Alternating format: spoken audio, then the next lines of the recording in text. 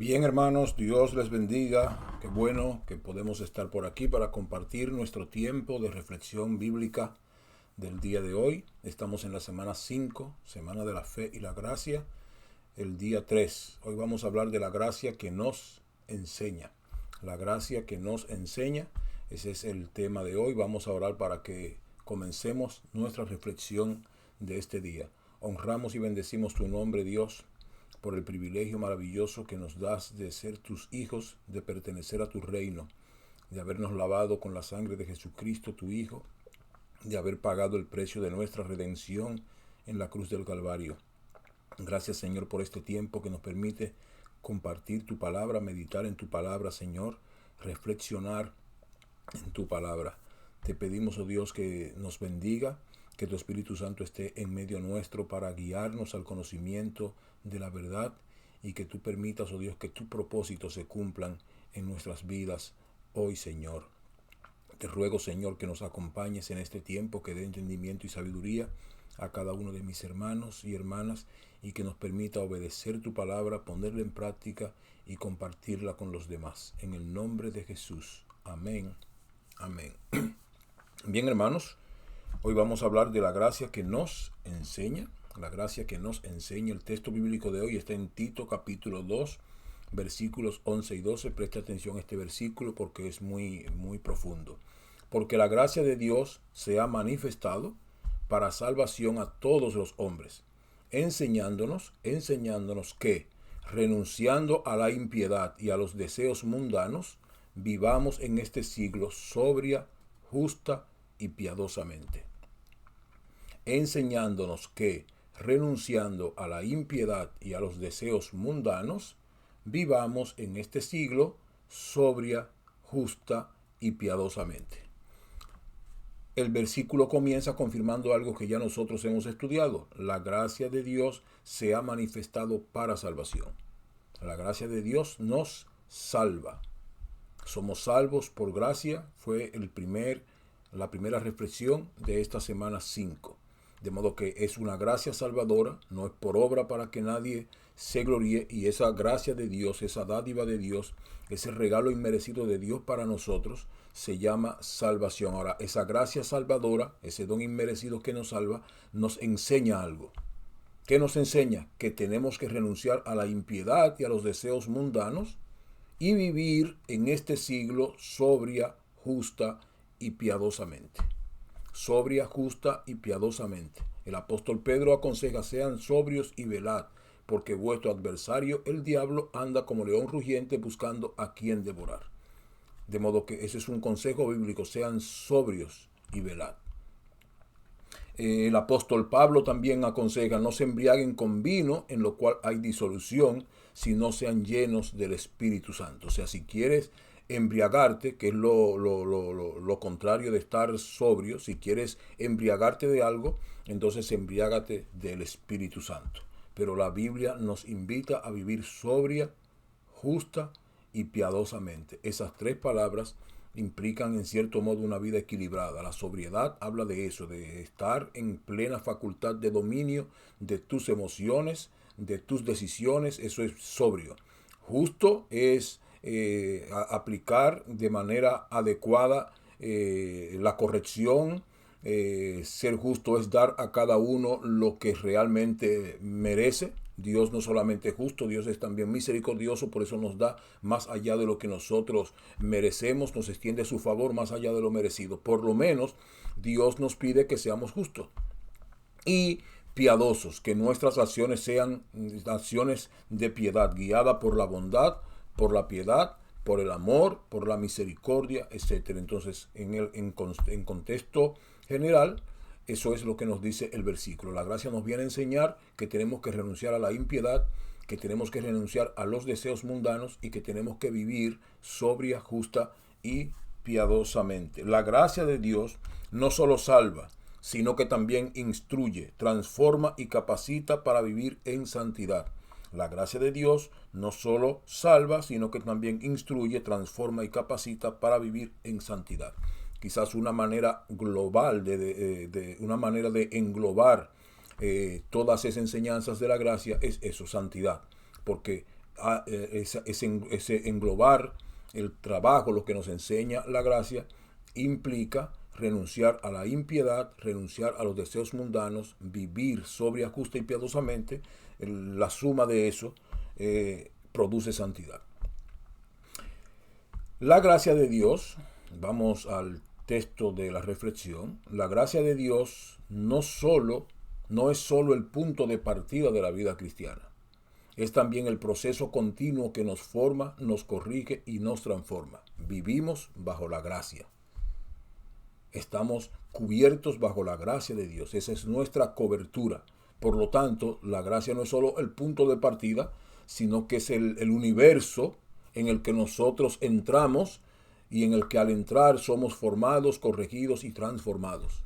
De modo que la gracia de Dios no es solo lo que Él hizo en la cruz del Calvario, sino que también es todo ese ambiente espiritual con el que Él nos arropa para formarnos, para corregirnos y para transformarnos. De modo que podemos decir que vivimos bajo la cobertura de la gracia de Dios. Pablo nos recuerda que la gracia se manifestó para salvación, pero inmediatamente añade que también nos enseña. De modo que no solo se manifestó para salvación, sino también para corrección. La gracia no es pasiva, es activa. No solo nos rescata del pecado, sino que nos guía hacia una vida que refleja el carácter de Cristo. Y preste atención a eso, la gracia no solo nos da salvación, sino que también nos da corrección.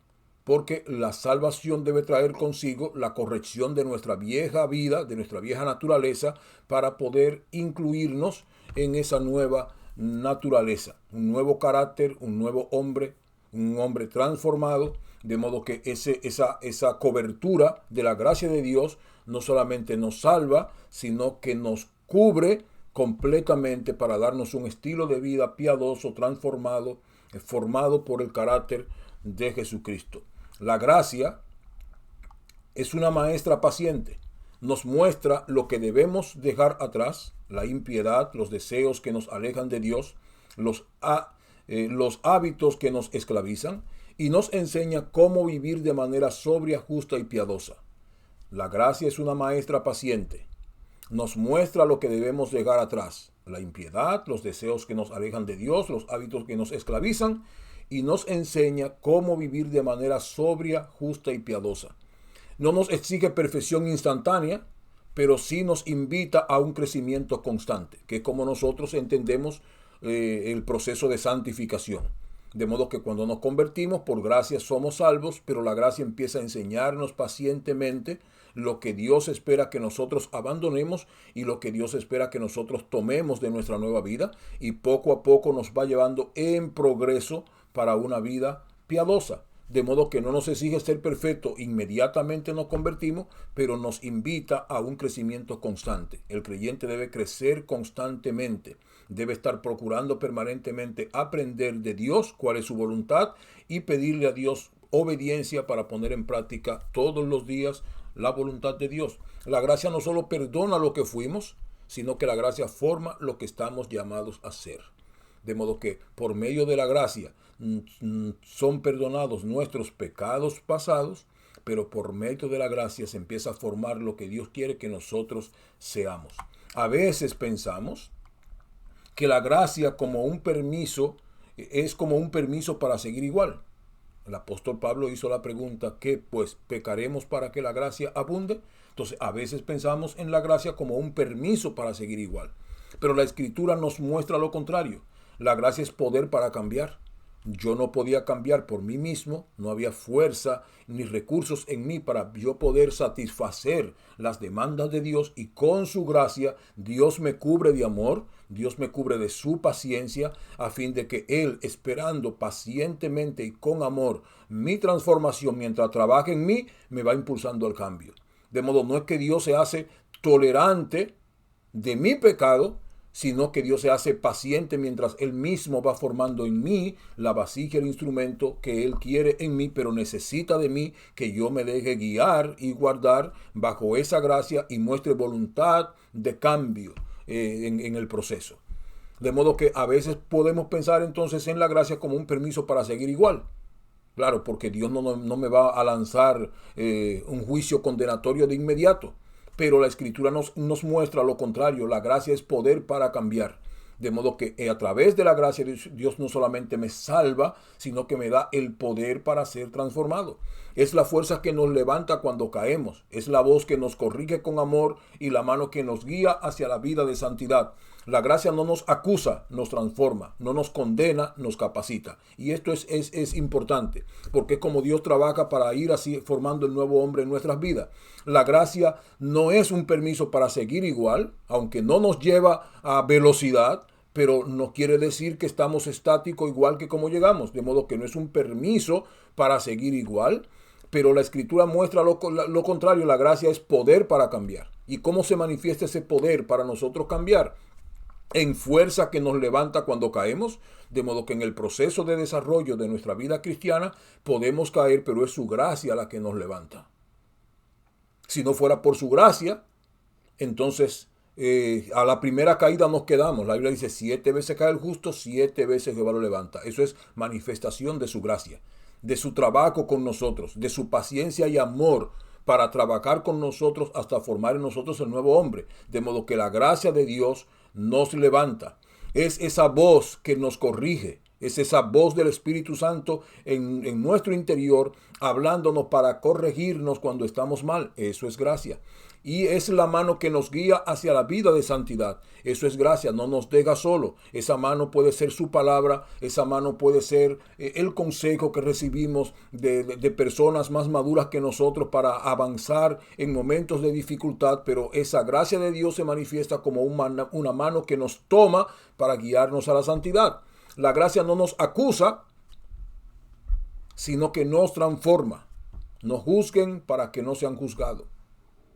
Dios no nos acusa, Dios nos transforma, no nos condena, Dios nos capacita. De modo que todo ese párrafo está lleno de acciones de la gracia de Dios y es por eso que nosotros podemos perseverar y permanecer en Cristo a pesar de nuestras debilidades, de nuestras vulnerabilidades. Podemos perseverar y permanecer porque Dios es un Dios de gracia. No de una gracia que nos salva, sino de una gracia que nos guía paso a paso en el proceso de santificación hasta alcanzar la plenitud de Cristo en nuestras vidas.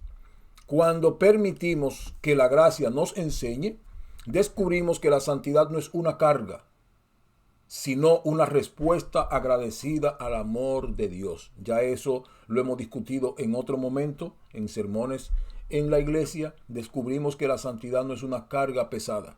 Siempre le digo a los creyentes, aunque la Biblia dice que el reino de los cielos se hace fuerte y solo los violentos lo arrebatan, eso implica la decisión que la gente tiene que tomar para aceptar a Cristo Jesús cuando todavía está batallando con el mundo. Ahora sí, cuando usted toma valientemente esa decisión para servir a Dios y permite que la gracia guíe su vida, entonces descubrirá que la santidad no es una carga pesada, sino una respuesta agradecida al amor de Dios. Ya hablamos de ese amor de Dios que produce amor en nosotros y que lo único que espera es que nosotros con gratitud le amemos y con gratitud pongamos en práctica sus mandamientos que son para nuestro bien, para formar el carácter de Cristo en nosotros. De modo que la respuesta del creyente cuando asume, cuando recibe la gracia de Dios, es de amor agradecido. Ya no nos pesa hacer lo que Dios quiere que hagamos, porque la gracia que ha sido derramada en nosotros permite que nosotros no percibamos la voluntad de Dios como pesada para nosotros, sino que la percibamos como el salmista David, quien decía: el hacer tu voluntad, oh Dios, me ha agradado. De modo que ahora ser cristiano es un deleite, es un gozo, es un placer, es una bendición, produce alegría, contentamiento. Empezamos a descubrir cómo Dios obra a favor de nuestras vidas, cómo Dios nos guarda, cómo Dios nos protege, cómo Dios nos cuida, cómo Dios nos bendice, cómo Dios actúa en nuestros cuerpos, en nuestro cuerpo físico, para sanar enfermedades, para darnos fuerza, para mantenernos con ánimo, con equilibrio. De modo que empezamos a descubrir las bendiciones de la gracia de Dios cuando nos sumergimos en ella y aprendemos a vivir la vida cristiana con una actitud de agradecimiento, no percibiendo cada cosa que Dios nos demanda como una carga, sino cada demanda divina como un profundo deseo de Dios por llevarnos a su santidad.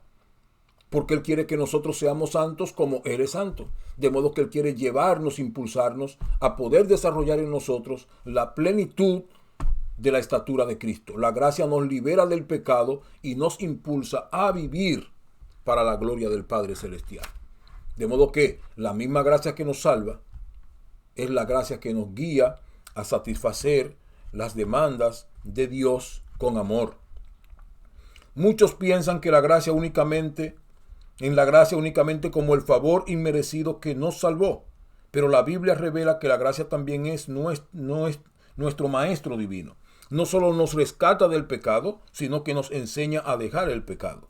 En Tito capítulo 2, versículos 11 y 12 nos muestra que la gracia no es pasiva, es activa. La gracia es formativa y la gracia es transformadora. La misma gracia que nos salvó es la que nos guía hacia una vida santa. Esa misma gracia que nos salvó nos guía hacia una vida santa. Ahora, veamos los elementos del texto bíblico que estamos estudiando hoy. La gracia de Dios se ha manifestado. Es una gracia que ya se ha revelado y que sabemos ya que se ha revelado a través de Cristo Jesús. De modo que ya la gracia no es un concepto, sino que es una persona, Cristo. Pasa de ser un simple concepto teológico a ser una persona, Cristo. Cristo es la gracia de Dios manifestada a través de su ministerio, su sacrificio en la cruz del Calvario, su resurrección, su ascensión y su promesa de llevarnos junto con Él. Todo eso es gracia de Dios y se manifiesta en Cristo Jesús. Su manifestación trae salvación para todos. La manifestación de la gracia de Dios trae salvación para todos.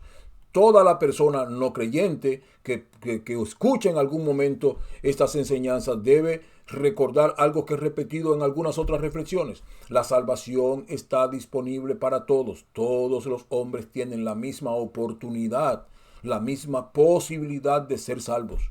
La diferencia entre ser salvo y no ser salvo es si tú aceptas la obra que Cristo hizo por ti en la cruz del Calvario. Él pagó el precio que tú debías pagar. Él murió la muerte que tú debías morir para que tú puedas ser salvo. Ahora, tú tienes que aceptar el sacrificio, porque aunque el Redentor paga por ti, tú tienes que aceptar el precio que el Redentor paga por ti. Si no, tú vas a seguir debiendo si tú no aceptas Redentor. De modo que Cristo pagó la deuda de todos nosotros.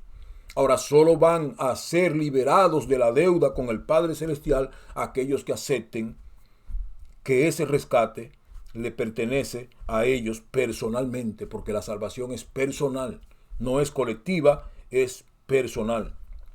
Ahora, la gracia de Dios se ha manifestado a través de Cristo Jesús. ¿Y qué hace la gracia de Dios? Nos enseña. ¿Qué nos enseña la gracia de Dios? La gracia de Dios es nuestro maestro que nos enseña. Nos enseña, implica entrenamiento y formación continua. Enseñar es entrenar y formar continuamente a alguien. La gracia no solo perdona, sino que educa, corrige y guía. La gracia de Dios no solo nos perdona, sino que nos educa, nos corrige y nos guía. Cualquiera de nosotros como padre puede recordar momentos en el que un hijo ha hecho algo malo. El papá promete que le va a castigar, pero el hijo viene y pide perdón, y entonces el papá le dice, ok, no te voy a castigar, pero inmediatamente le dice, ok, no te voy a castigar, empieza a enseñarle y a guiarle para que no vuelva a repetir la conducta. Bueno, eso es un acto de gracia de usted como padre, porque usted perdona el castigo que había dicho que iba a imponer sobre la falta que su hijo cometió, pero inmediatamente su hijo se arrepiente, no solo quita el castigo, lo cual es el inicio de la gracia, sino que al mismo tiempo empieza a aconsejar al hijo, a enseñar al hijo, a formar al hijo para que no vuelva a cometer, a producir la conducta que le habría de traer un castigo. Eso hace Dios también con nosotros. Nos perdona el pecado, pero a través de esa misma gracia perdonadora nos educa, nos corrige y nos guía. ¿Y qué enseñanza, qué educación, qué corrección nos da la gracia? Nos enseña que debemos renunciar primero a la impiedad y a los deseos mundanos. Es importante prestar atención a cómo están escritos estos elementos. Renunciar a la impiedad es un estilo de vida. Renunciar a la impiedad es renunciar a un estilo de vida que no se conforma a la voluntad de Dios, que no obedece los parámetros, los mandamientos de Dios. De modo que hay que renunciar a ese estilo de vida impío. Y tenemos que renunciar a los deseos mundanos. Es renunciar también al dominio del mundo sobre nuestra conducta a través de los deseos. Es vencer los deseos carnales en nuestras vidas. De modo que lo primero que la gracia, cuando nos perdona, nos enseña es que tenemos que renunciar al estilo de vida pecaminoso llamado impiedad, y que tenemos que empezar a tener dominio sobre los deseos en nuestras vidas, porque debemos renunciar a esos deseos mundanos. Hay que empezar a llevar todos esos deseos, pensamientos, sentimientos a la obediencia a Cristo Jesús. ¿Y qué más nos enseña? Nos enseña entonces la corrección de la conducta hacia la voluntad de Dios, a que vivamos sobria, justa y piadosamente. No solamente nos dice lo que tenemos que abandonar, lo que tenemos que dejar, sino que también nos dice el estilo de vida nuevo que tenemos que asumir. Cambiamos una vida de impiedad por una vida piadosa, por una vida sobria y una vida justa. La gracia nos capacita para vivir el estilo de vida que Dios quiere que nosotros vivamos. Sobria, la gracia nos provee la capacidad de tener dominio propio. Justa, rectitud en nuestras relaciones. Piadosa, devoción sincera hacia Dios. La gracia no solo quita lo viejo, sino que forma lo nuevo. De modo que a través de la gracia Dios nos invita a vivir sobrio, a tener dominio de nuestras acciones, de nuestros deseos, de nuestras conductas, dominio propio. De manera justa, ser recto en nuestras relaciones y acciones frente a los demás. Piadoso, a tener una vida de devoción sincera ante Dios cada día. La gracia no solo quita lo viejo, la inmundicia, la impiedad, los deseos mundanos, sino que forma lo nuevo, la justicia, la piedad y el dominio propio en nuestras vidas. La gracia no es licencia para pecar, es poder para cambiar. No es licencia para pecar, es poder para cambiar. Repito este versículo que ya lo cité antes y lo he dicho en otras reflexiones. ¿Qué pues? ¿Pecaremos para que la gracia abunde? El mismo apóstol responde, en ninguna manera. No tienen una licencia para pecar.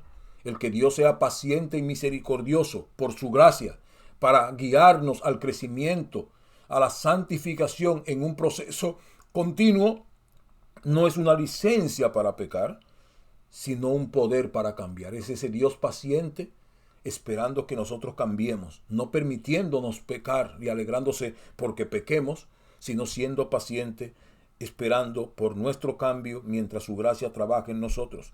La gracia es la mano amorosa de Dios que nos toma, nos corrige y nos transforma, como ese padre que toma a su hijo para quitarlo del camino incorrecto y colocarlo en el camino correcto.